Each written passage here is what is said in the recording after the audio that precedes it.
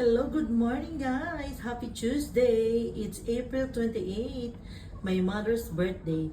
Mami, Lilia, happy birthday! Ito, magluluto ako ng pansit para sa iyo. Ayan, atay. Ito, chicken, beans, carrots, balon-balonan, hipon, sibuyas yan. Tapos pansit. Then, nagpapainit na ako guys ng yan, kawali. At ako ay magbibiko.